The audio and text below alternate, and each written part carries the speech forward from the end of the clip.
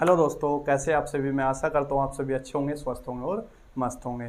Final study centre में आप सभी का तहे दिल से स्वागत है। और आज हम पढ़ेंगे क्लास 10th का अध्याय रासायनिक अभिक्रियाएं तथा समीकरण। ये क्लास फर्स्ट है और इस चैप्टर को बड़े ध्यान से समझें, क्योंकि इस चैप्टर से वेरी मोस्ट इंपॉर्टेंट चीज़ें पूछी जाती हैं, जैसे कि समीकरणों का संतुलन, यानी कि समीकरणों को संतुलित करना, और इसके अलावा बहुत सारी चीज़ें। तो चलिए शुरू करते हैं।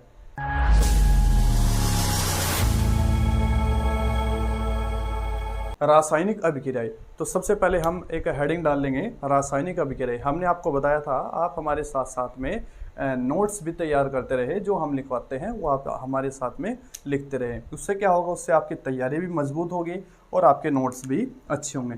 तो इन सब को समझने से पहले मैं छोटी सी चीज़ आपको समझा दूं, तो आप जरा यहाँ पे ध्यान दें। अच्छा, एक तो आपने पढ़ा होगा कभी भौतिक परिवर्तन, और नहीं भी पढ़ा होगा तो सुना होगा भौतिक परिवर्तन, और एक होता है रासायनिक परिवर्तन। एक होता है रासायनिक परिवर्तन। क्या होते हैं, अब आप अपने मन में सोचो जरा, क्या होते होंगे रासायनिक परिवर्तन और भौतिक परिवर्तन। नहीं समझ में आया तो चलो समझते हैं। देखो, भौतिक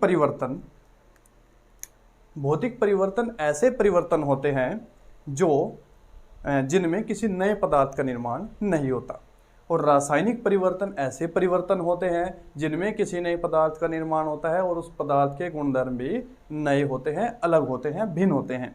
तो अब तक भी नहीं समझ में आया तो चलिए यहाँ देखते हैं। देखो, जैसे कि मेरे पास एक बर्फ का टुकड़ा है। किसका टुकड़ा है बच्चों? बर्फ का।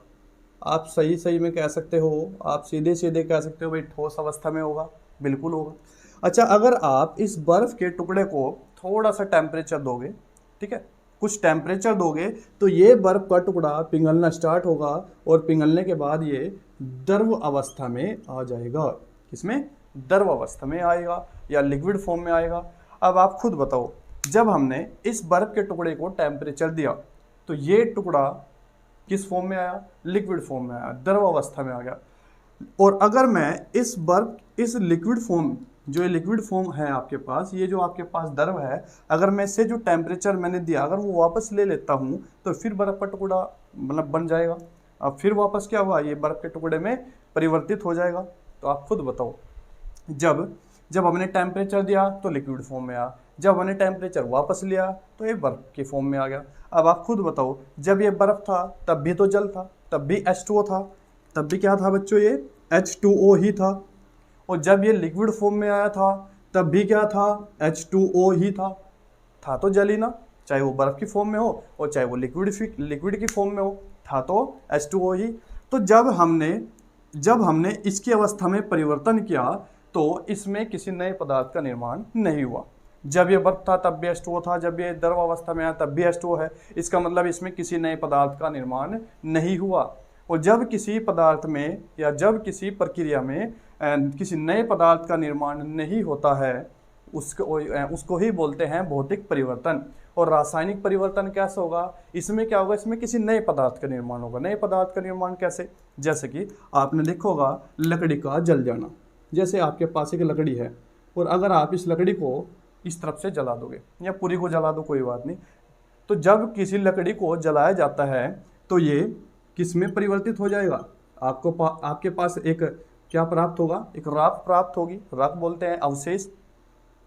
और साथ में जब ये जलेगी तो CO2 भी निकलेगी।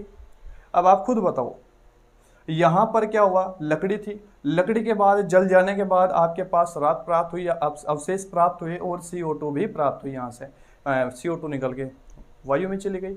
अब यहाँ पर किसी नए पदार्थ का निर्माण हुआ। नया पदार्थ कौन सा? राख है आपके पास, बिल्कुल। अच्छा, जैसे इसमें भौतिक परिवर्तन में हमने इधर से उधर चले गए थे अवस्था में, जैसे कि ठोस से द्रव में चले गए थे, द्रव से ठोस में चले गए थे, यानी कि आप क्या कर सकते हो, इसमें परिवर्तित कर सकते हो अवस्था का। लेकिन इसमें एक बार अगर ये प्रक्रिया हुई तो इसमें आप कोई भी चेंजेस नहीं कर सकते दोबारा वापस। क्या मेरी बात समझे? तो हम कह सकते हैं भौतिक परिवर्तन वे परिवर्तन होते हैं जिनमें किसी नए पदार्थ का निर्माण नहीं होता है।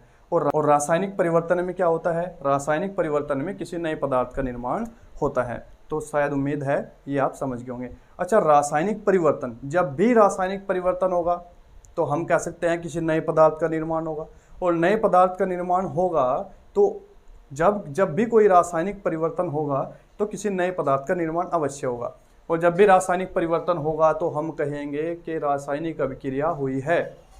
क्या मेरी बात समझे? बिल्कुल। तो जब भी रासायनिक परिवर्तन होगा, जब भी किसी पदार्थ में रासायनिक परिवर्तन होगा तो हम कह सकते हैं कि रासायनिक अभिक्रिया हुई है वहाँ पर। तो ये बात आप शायद समझ गए होंगे। तो चलिए मैं इसको मिटा देता हूँ यहाँ से, और फिर हम चलते हैं टॉपिक की ओर। और जो हमारी पहली हेडिंग है वो यही है, रासायनिक अभिक्रियाएं। अब रासायनिक अभिक्रियाएं कब होते हैं? जब किसी पदार्थ में रासायनिक परिवर्तन होता है, तभी तो होगी रासायनिक अभिक्रिया। तो चलिए शुरू करते हैं इस टॉपिक को। तो रासायनिक अभिक्रियाएं वे प्रक्रियाएं होती हैं जिनमें नए गुणधर्मों के साथ साथ किसी नए पदार्थ का निर्माण भी होता है। तो इसको नोट भी कर लें आप अपनी कॉपी में। तो आप ये बात समझ गए होंगे कि रासायनिक अभिक्रिया क्या होते हैं। रासायनिक अभिक्रिया एक ऐसी प्रक्रिया होती है जिसमें किसी नए पदार्थ का निर्माण होता है और साथ ही साथ में उसके गुणधर्म भी नए होते हैं। यही क्या कहलाती है? रासायनिक अभिक्रियाएं कहलाती हैं। अच्छा, उदाहरण जैसे कि दूध का दही बनना। एक बार अगर दूध से दही बनी तो वापस दही से दूध आप नहीं बना सकते, ये बात क्लियर है।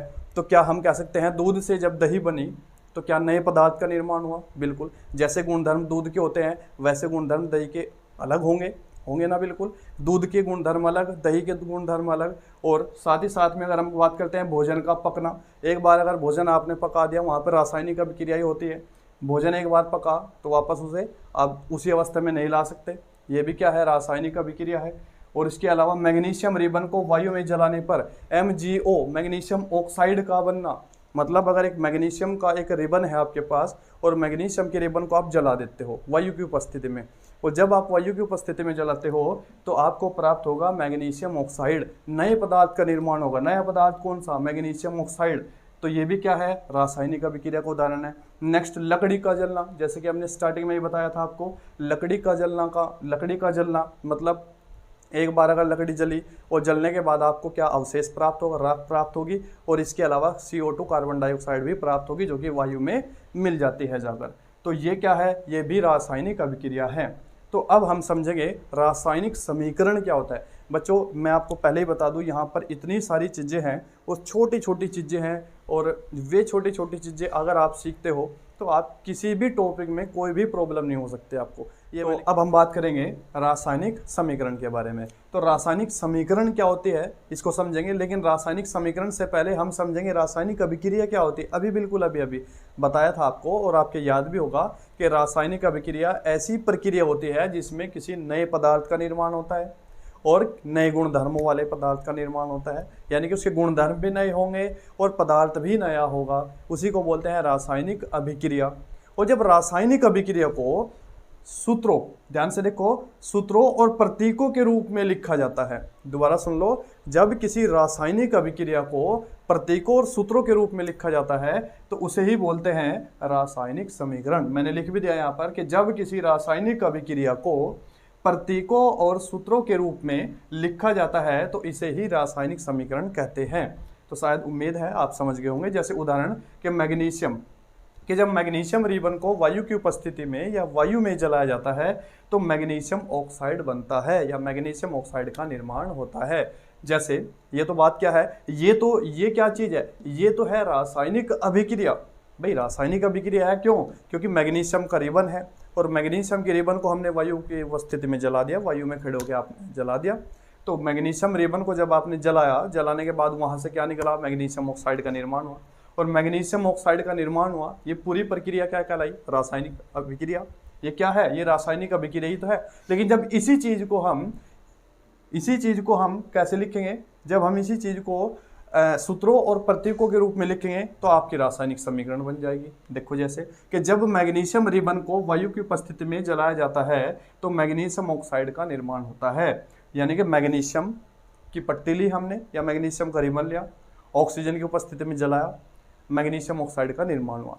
ये क्या है? ये है रासायनिक अभिक्रिया। लेकिन जब हम इसको सूत्रों और प्रतीकों के रूप में लिखेंगे तो कैसे लिखेंगे? कि मैग्नीशियम के लिए Mg, ऑक्सीजन के लिए O2 और तीर का निशान लगाया MgO। इसका मतलब ये है कि जब मैग्नीशियम के रिबन को हमने वायु की उपस्थिति में जलाया तो इसे ही बोलते हैं, वायु की उपस्थिति में जलाया तो मैग्नीशियम ऑक्साइड का निर्माण हुआ। तो क्या आप समझे? तो ये क्या है? ये है रासायनिक समीकरण। ये क्या है? ये रासायनिक अभिक्रिया। तो हमने बताया आपको, दोबारा सुन लो, कि जब किसी रासायनिक अभिक्रिया को सूत्रों और प्रतीकों के रूप में लिखा जाता है, हमने सूत्रों और प्रतीकों के रूप में लिख दिया इसको ही बोलते हैं रासायनिक समीकरण। तो मैं आशा करता हूँ आप सभी कि ये बातें समझ में आई होगी और ये बातें आप अपनी कॉपी में भी नोट करें और नोट करने के बाद बेहतरीन से तैयारी करें। और मैं आशा करता हूँ आपका रिजल्ट भी अच्छा होगा, नोट्स भी अच्छे होंगे, सब कुछ अच्छा होगा। लेकिन आपको हमारे चैनल के साथ में जुड़ना होगा। अगर आपको बेहतरीन से तैयारी करनी है, गजब से तैयारी करनी है, तो आपको हमारे चैनल से जुड़ना होगा और अपने आपके जो दोस्त होंगे, आपके जो रिलेटिव्स होंगे और आपके जो फ्रेंड सर्कल होगा, वहाँ पर भी आप वीडियो को शेयर करें, ज़्यादा से ज़्यादा शेयर करें, जिससे कि ये सब चीज़ें आप बिल्कुल आसान भाषा में, बिल्कुल आसान तरीके से आप सीख सके। ठीक है? तो आपको क्या करना है? बस चैनल को सब्सक्राइब करना है, लाइक करना है और शेयर करना है ज़्यादा से ज़्यादा। धन्यवाद। अब मिलते हैं हम